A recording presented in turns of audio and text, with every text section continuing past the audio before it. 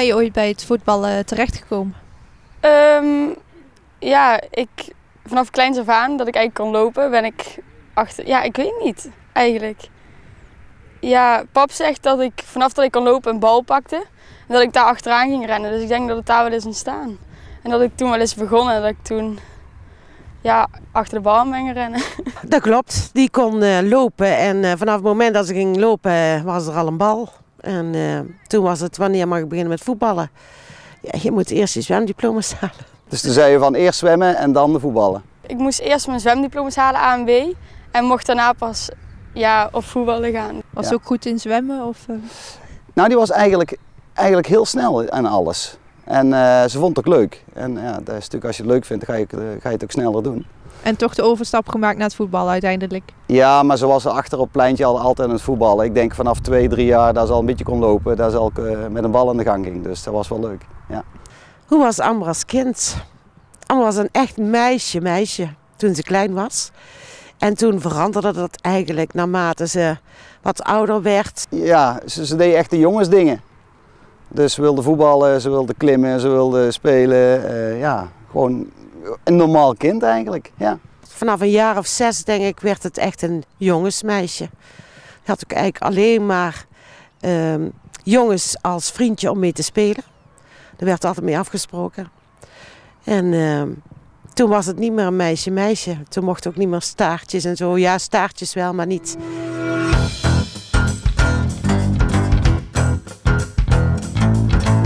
En sta je nou op met voetbal en ga je naar bed met voetbal? Of zijn er ook andere dingen die je nog doet? Ja, ik doe eigenlijk wel veel. Natuurlijk, voetbal is een groot deel van mijn leven dan. Maar ik ga ook met vrienden en vriendinnen, familie, vind ik ook wel belangrijk, school. En wat maakt voetbal nou zo leuk voor jou? Ik weet het gewoon niet. Soms vraag ik me mezelf ook al af, wat vind ik nou zo leuk? Maar ik vind de teamsport heel leuk. En de drive die je erachter hebt en het gevoel van als je wint, maar ook als je verliest. En die mentale issues en dat je dan weer verder gaat en de mooie momenten die je meemaakt. Hoe lang bent u al buurtgenoot en familie van Amber? Sinds dat Amber klein is eigenlijk. Ik denk vanaf een jaar of 2 denk ik is eigenlijk ze elkaar tegengekomen. En u loopt vaker over de vloer? Ja, eigenlijk regelmatig. Zeg maar gerust wekelijks.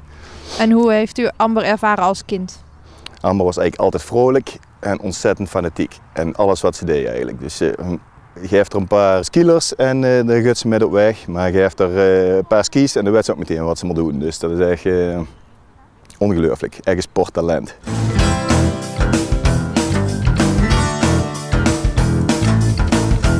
En speel je zelf alleen nationale wedstrijden of ook internationale wedstrijden? Eigenlijk alleen nationale wedstrijden dan in Duitsland, zeg maar.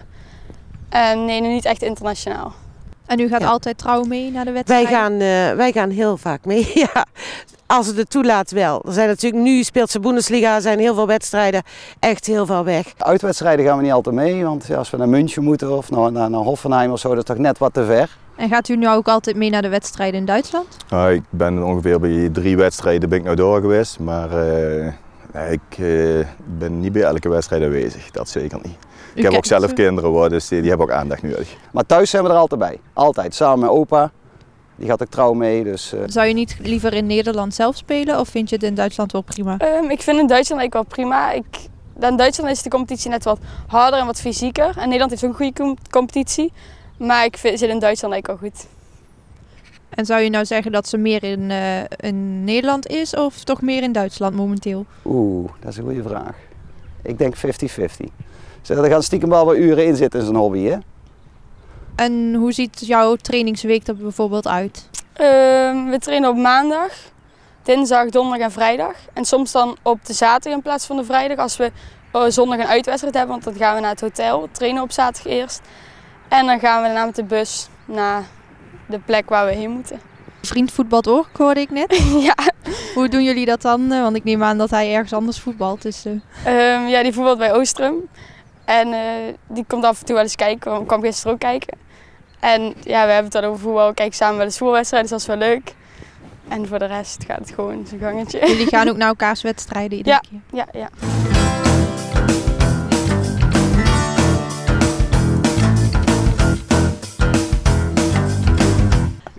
Zit voetballen in de familie? Ja, voetbal zit wel in de familie, maar wel meer aan mama's kant.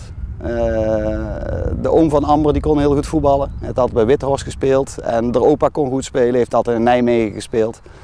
Van mijn kant zit er niet zo heel veel talent in. Verder dan de veteranen ben ik nooit gekomen. Dus van onze kant heeft ze het in ieder geval niet. Waar heeft ze de drive van? Mijn broer heeft altijd op heel hoog niveau gevoetbald. En ik denk dat het wel een familietrekje is. Het willen presteren en het willen doen. Ze is heel gedisciplineerd. Dat herken ik wel meer in mijzelf als in mijn man. Mijn man is vaker van het op het laatste moment iets doen. Ik wil niet zeggen dat dat ook niet goed is, maar Amber is echt wel gestructureerd.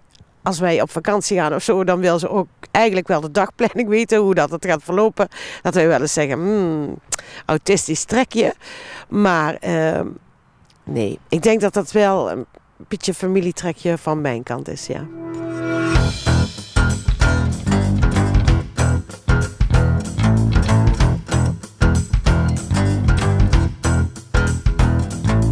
Naar welke school ga je momenteel? Hogeschool de Kempel, een leraaropleiding. Dus dat staat eigenlijk helemaal los van het voetballen. Maar ik vind met kinderen werken wel heel leuk. En hoe combineer je dat dan, denk je, in de toekomst voetbal met leraar zijn? Dat is eigenlijk wel een goeie. Ik heb eigenlijk nog geen idee. Maar ik denk dat ik gewoon goed plannen en dan moet dat wel lukken, denk ik. En bent u er nou ook trots op dat ze naast haar voetbal ook nog een lerarenopleiding volgt? Ja, ik vind het knap hoe ze het gecombineerd krijgt. En ook nog een sociaal leven daarnaast, hè, met de vrienden en de vriendinnen. Ze wil ook nog op stap natuurlijk, voor zover het kan. En dat gecombineerd met een opleiding op een hbo-niveau, ja, dat is knap, absoluut. En is er dan een speciaal vak wat je graag zou willen geven? Nee, leraaropleiding is nu basisschool, zeg maar. Dus dan geef ik alles. Maar dan lijkt me gym geven, dus dan iets met gym doen, lijkt me dan nog wel heel leuk. Als ik de vraag stel, wat denkt u dat Amber later gaat doen? Ze doet nu de lerarenopleiding en ze heeft haar voetbalcarrière. Voor welke van de twee denkt u dat ze gaat kiezen als ze uiteindelijk de keuze kan maken? Ja, ik verwacht dat Amber niet alleen die keuze gaat maken. Want dat heeft natuurlijk ook met te maken waar ze komt te voetballen of ze meer speeltijd krijgt. Maar ik denk dat het verstandig is dat ze mooi de lerarenopleiding afmaakt en in ieder geval voor jeugd gaat. Want daar zal ze lichtig ook wel goed in zien, denk ik. En dan misschien dat er een combinatie bij kan dadelijk met toch voetbal op een bepaald niveau. Dus ik denk in de combinatie gaat het worden.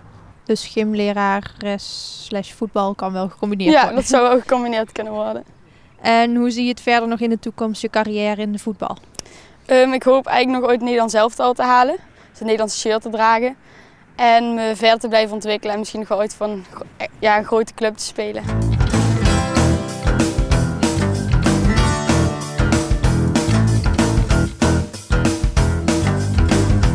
En wie is nou jouw grote idool?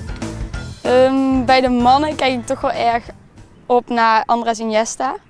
Zijn middenvelder, ik speel zelf ook op middenveld. En dan, ja, hij is gewoon een geweldige voetballer. Heeft inzicht, heeft alles eigenlijk. En bij de vrouwen is dat toch wel Jackie Groene. Die speelt ook in de Bundesliga. Dus dan mag ik binnenkort nog tegen voetballen en dat vind ik wel heel gaaf. Dat is ook een middenveldster. En op welk niveau speel je momenteel? Eerste Bundesliga in Duitsland. Ja, bij Borussia. Dus je moet iedere keer naar Duitsland om te trainen en wedstrijden te doen ook? Ja, ja. Ja, dat is fantastisch. Dat is fantastisch. Als ik zie wat de meisje er allemaal voor doet en wat ze ervoor moet laten, dan is dat wel een beloning dat je nou op het hoogste niveau van Duitsland staat te spelen natuurlijk. Als net 18-jarige. En bent u nou trots op uw dochter? Wij zijn, ik ben sowieso trots op mijn dochter, maar ik ben ook trots op mijn andere kinderen. En dat is natuurlijk wel eens moeilijk, omdat zij de enige van de drie is die op een hoog niveau voetbalt. En de middelste die is een jaartje gestopt, die gaat daar weer beginnen, maar die heeft dat nooit gehad, zeg maar, en ook niet geambieerd. Die voetbalt echt gewoon omdat hij het leuk vindt. En de jongste heeft dezelfde drive als zijn zus, zeg maar. Wat natuurlijk best moeilijk is, want als je al een zus hebt die goed kan voetballen, dan mag jij dat ook nog gaan evenaren. En dat is niet altijd fijn natuurlijk voor... Maar ja, ik ben super trots. Dan denk ik, je bent zo jong en je hebt al best wel wat dingen bereikt. Ja, ik weet niet waar het op houdt. Ik hoop dat we nog heel lang mogen gaan kijken.